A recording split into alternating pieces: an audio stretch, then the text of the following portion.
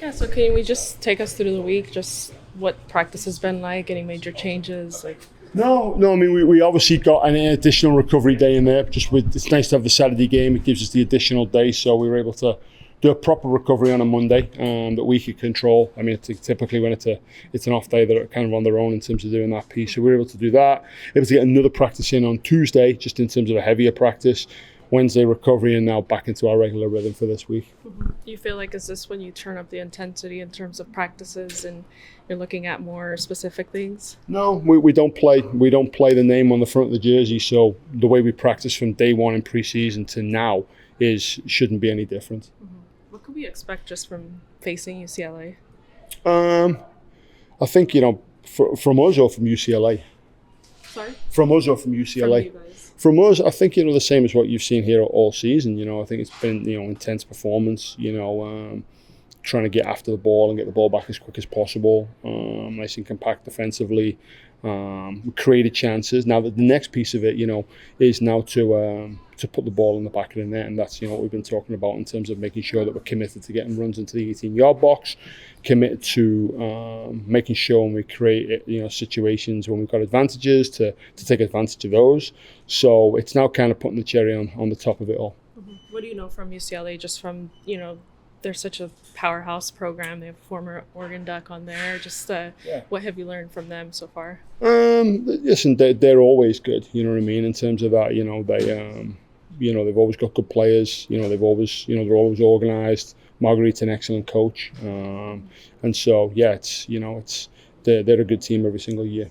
It seems like your keeper is gonna put in extra work on when you guys face UCLA. Like, what is it just like working with her this week? Like, specifically just things that you're tweaking, things you're changing, things you're looking at? Yeah, we don't change anything. It's we can't get caught into playing the history of a jersey or anything like that. And I think maybe we've got caught into that piece in the past. They're a good team, we know that, but we're a good team as well. And so our goalkeepers, all four of them, work extremely hard every single day, and unbelievably valuable for the program because they test every single one of our players every single day. So, we don't change how we prepare for a game. It's from day one in the preseason games versus Oregon State to all the way through, the game on Sunday versus Sacramento State. We prepare and we respect every opponent the same.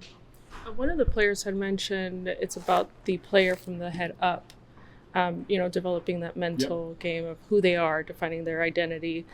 What do you kind of provide for that? Like, what is your input on that? Well, it's about mindset, right? It's about what you do every single day. It's about the environment.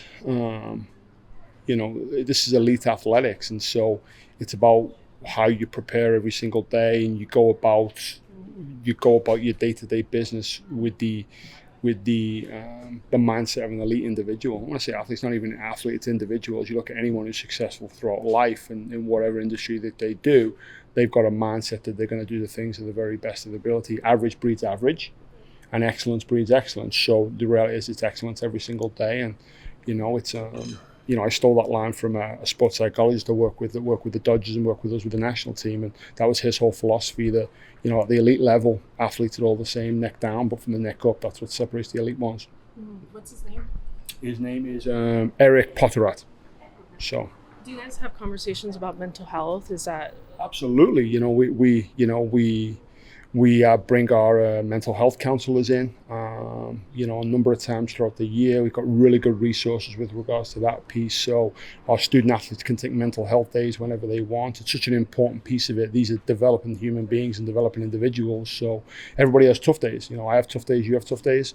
And so, we use all the resources to the max here at Oregon.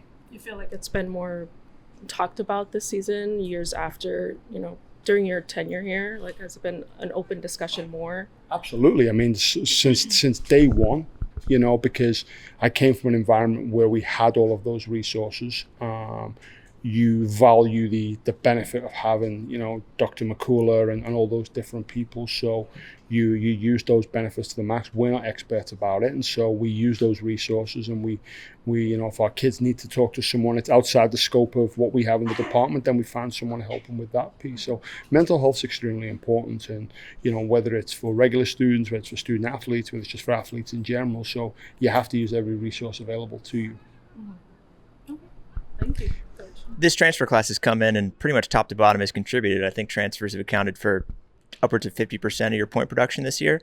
How pleased are you with their performance, how they've been able to slide in, and then you and your coaching staff as well for identifying them in the offseason before this season? Yeah, I give all credit to Sean with regards to that piece. When the transfer portal opens, it's crazy. I mean, when we recruit these guys from when they, Chloe's over there, and we recruited her from, as a freshman in high school, and you get time to watch them over time, and you get time to build the relationships.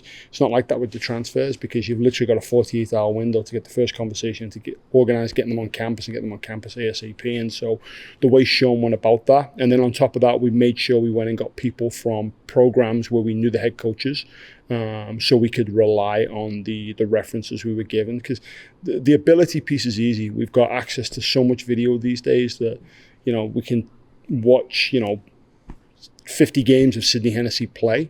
That you can't get an account for is the character piece. So we spoke to head coaches and other coaches that we knew personally that we could trust, and they gave us great character references, and that's why they fit in so well. It's got zero to do with their playing ability. It's because of their character, that they're good people, good human beings, and yeah, that's how they've slid so well into the program and contributed so quickly. On the flip side, you mentioned Chloe as well, second on the team in minutes played, local kid as well. What about her has warranted all that playing time, and how pleased have you been with her performance so far this year? Yeah, we knew this was a really good freshman class in general, and we just knew that they could contribute right away. And again, we watch all of these guys for 3 years, 4 years before they ever arrive on our campus. So we identify qualities that people have, Chloe being one of those people, and we identify the qualities where they can contribute as a on the field, and then we obviously identify the qualities where they can contribute off the field as well in the locker room. And really, really pleased with the entire freshman class with that.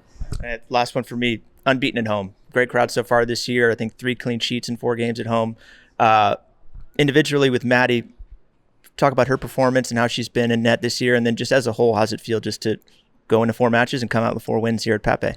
Yeah, I mean, number one with Maddie is, she's been around here for a long time now, and she's built up a lot of experience. And with the goalkeeping position, it comes down to experience. You know what I mean? It's all about the things you learn along the way. You cannot create the environment every single day. As much as goalkeeper coaches think we can create the environment every single day, you cannot create it, because you don't have 22 players at your or 21 players at your disposal for every single training session. So the more experience she's gained over time, the better decision making's gone, and she's been able to keep herself healthy, which is a huge piece. So all credit to her with regards to that piece.